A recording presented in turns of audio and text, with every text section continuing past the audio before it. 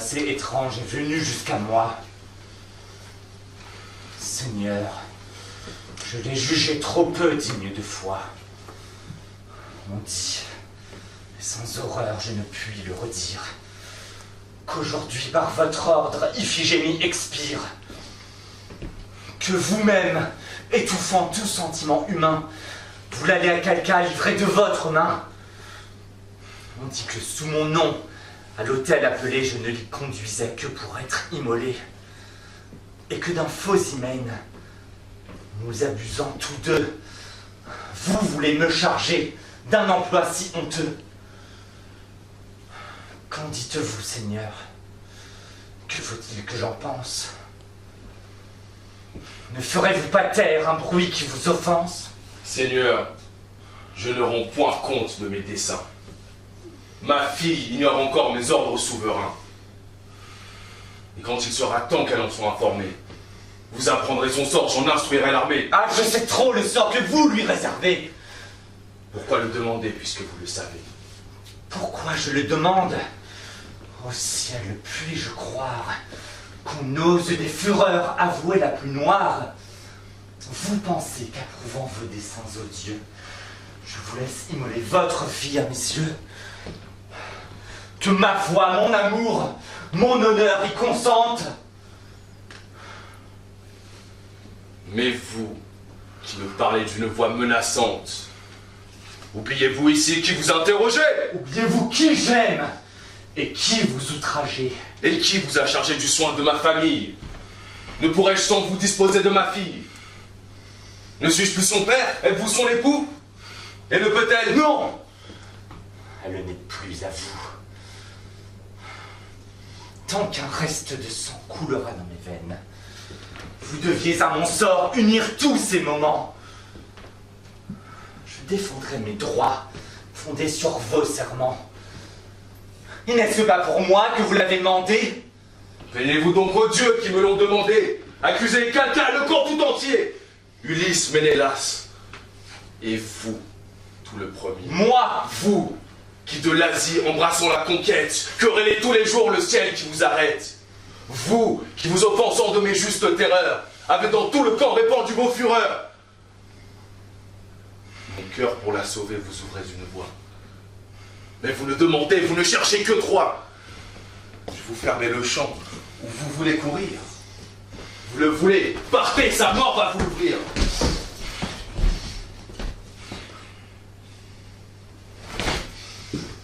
juste ciel, puis-je entendre et souffrir ce langage?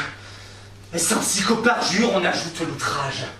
Moi, je voulais partir aux dépens de ces jours, et que m'a fait à moi cette Troie où je cours? Au pied de ces remparts, quel intérêt m'appelle? Pour qui? Sourd à la voix d'une mère immortelle, et d'un père éperdu négligeant les avis, vais-je chercher la mort, tant prédite à leur fils?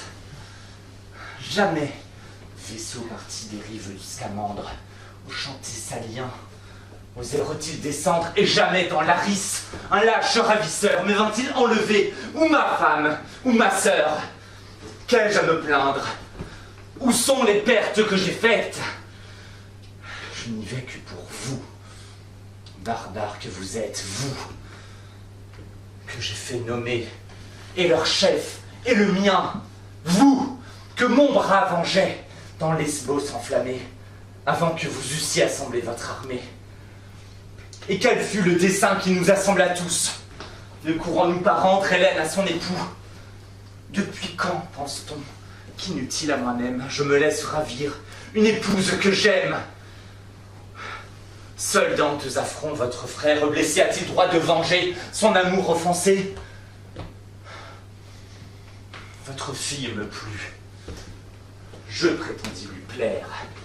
À l'aide de mes serments, seul et dépositaire, content de son hymen, vaisseau, armes, soldats, ma foi lui promit tout, et rien n'a mené là.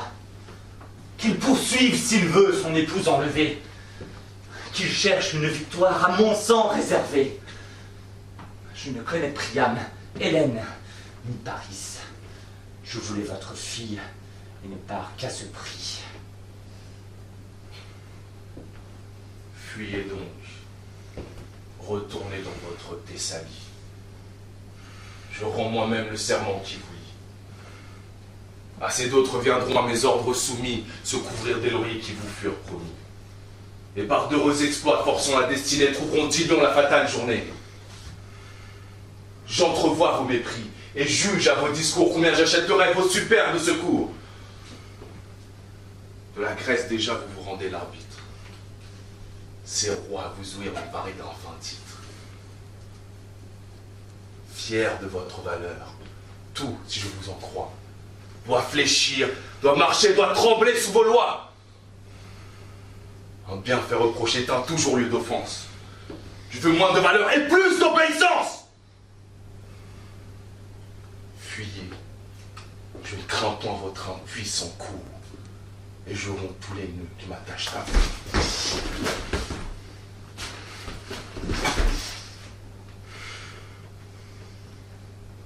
Rendez grâce au seul nœud qui retient ma colère. d'Iphigénie encore, je respecte le père. Peut-être sans ce nom, le chef de tant de rois m'aurait osé braver pour la dernière fois. Je ne dis plus qu'un mot, c'est à vous de m'entendre. J'ai votre fille ensemble, et ma gloire à défendre.